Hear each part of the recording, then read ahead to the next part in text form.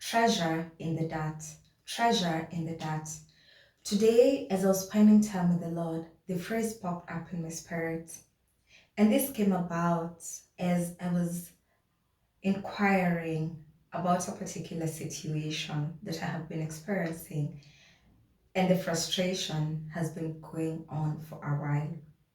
And so when the phrase popped up in my spirit, and I started meditating on it and pondering, and I got a couple of insights from it that, and I know that the insights will not only bless you, but also give you answers to some of the questions you've been asking.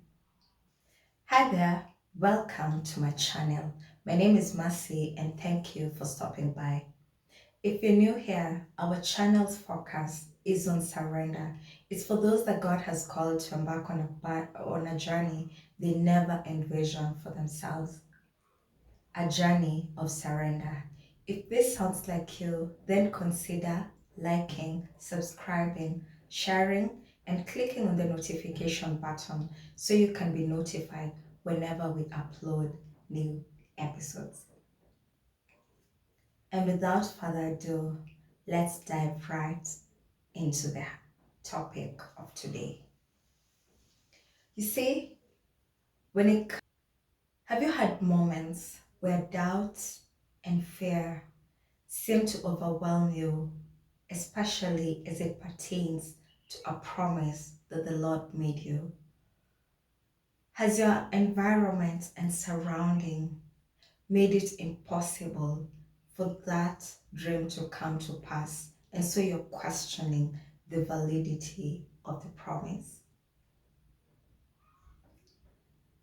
You see, just because you've experienced situations where it seemed like nothing was happening, or society has deemed a particular path as unfit, it doesn't mean that this is not something that God can bring to pass. It doesn't mean that you walking in a path that looks messy and unconventional, that you will not see the fruits of your labor, or that the promise will never materialize. As I was thinking about this phrase, there's some keys that I got that will help you and I walk on this journey that seems confusing in the moment. Dig a borehole, you encounter dirt, and then at some point you encounter mud, and it sometimes it can feel like the deeper you go, the worse it gets. But if you give up just because you've seen mud, then you will not get to see that water that you're yearning for. And even after the mud, after you encounter mud, there's the deeper you go, you get to a place where you will see dirty water, and then get get to the clean water. But imagine that person who quits because they only saw mud or dirt or dirty water. How will they get to the place where they will see that water? Could it be that your current situation is just a message in the making, that in the midst of the mess, there is a message. In the midst of that mess, there is a testimony right around the corner if you choose not to give up. Remember in Galatians chapter 6 verse 9, the Bible promises us that there is a reward if we faint not. And so you have to get to that place where you weather that storm until you get to see the fruit and the promise materialize. And so what are the keys? The first key is to actually ask God to open your eyes. When the king sent an army to go kill Elisha, his servant, that is Elisha's servant, was afraid. In fact, according to him, he thought that his life and that of his master had come to an end. Elisha, though, saw the situation from a different perspective because he was able to see in the spiritual. He saw the vast army that was backing them. Unfortunately, the servants could not. And so Elisha had to pray a prayer asking God to open his eyes. And once the Lord did that, the fear subsided.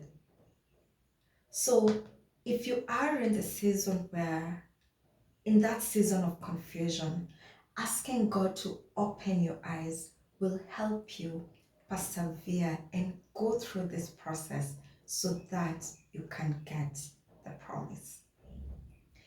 Even Paul prayed a prayer asking that the eyes of our hearts be open so that you can be enlightened. Unless we start seeing things from the spiritual perspective, we will have a difficult time trusting the Lord.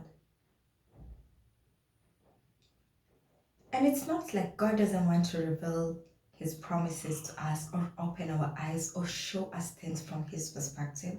He wants to, but you have to get to that place where you're asking, because the Bible doesn't tell us that God will just give us an answer when we don't ask.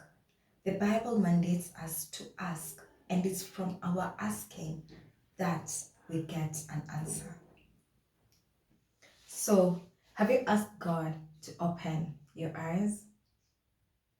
He is more than willing to do that. In Matthew chapter 7, verse 7, the Bible tells us that when we ask, we will receive. When we seek, we will find.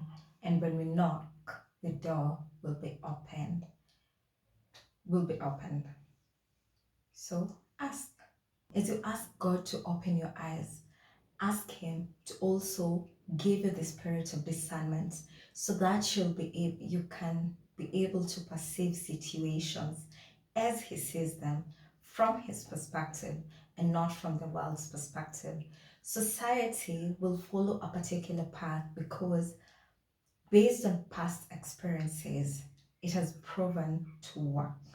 And so not many people want to go against the odd or follow an unfamiliar path simply because it has not been tested.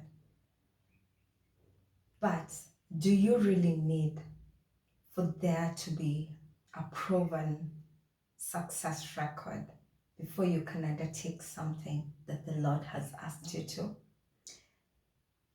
Is that necessary, really? Think about Abraham for a second. Abraham was old. It didn't make sense to him that he would become a father of nations. And the reason for this was his wife was barren, and of course, he was advanced in years. But the Lord did it. And in the book of Romans, the Bible tells us that Abraham believed despite the fact that his body was as good as dead.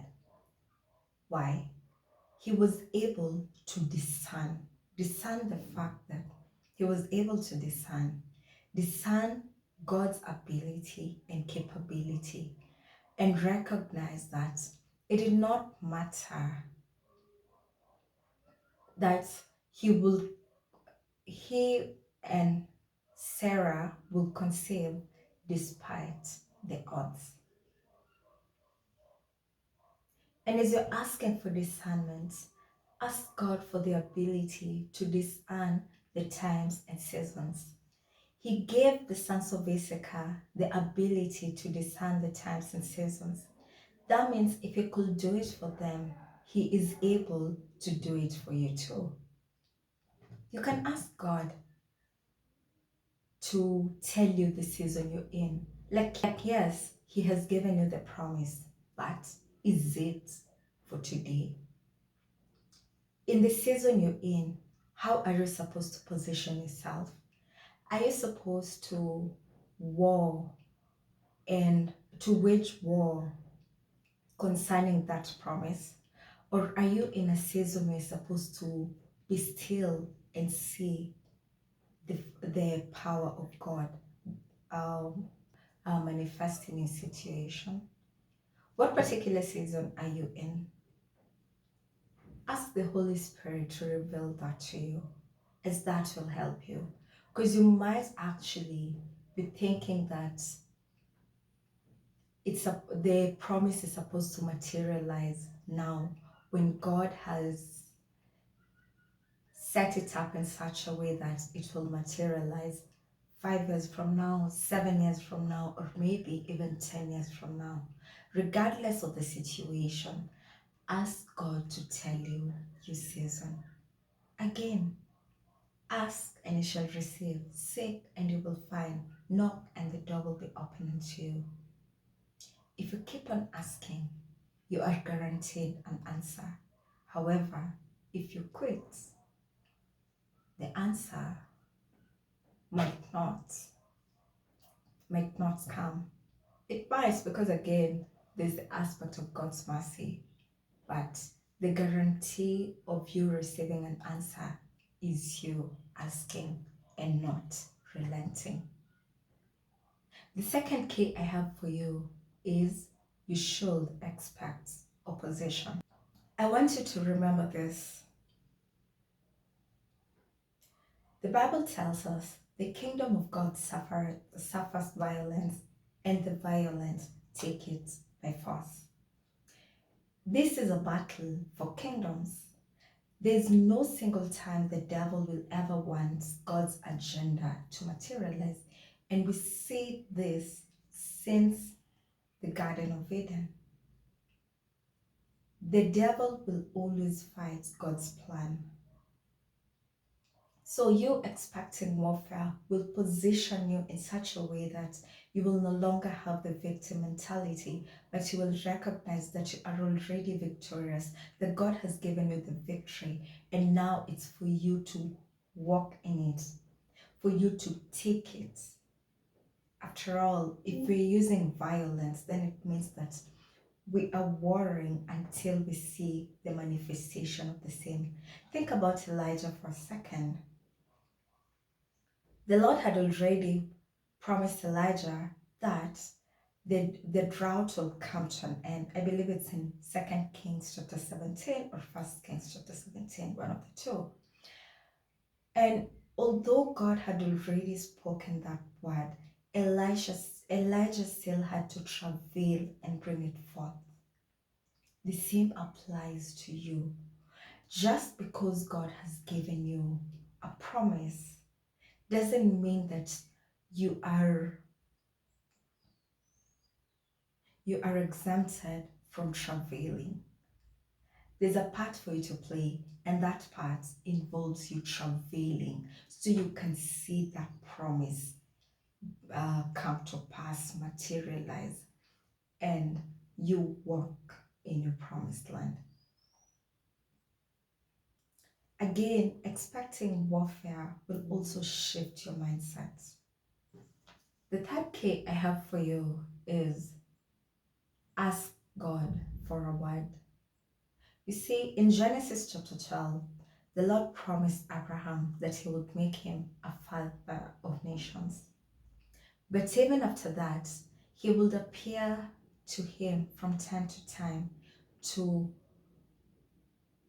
energize him by giving him a word that would anchor him in moments of despair.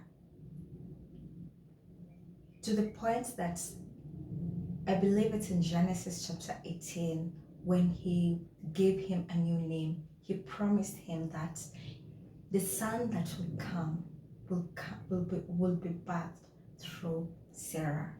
Just because Abraham is known as the father of faith doesn't mean that he did not go through seasons where he experienced doubts and fear.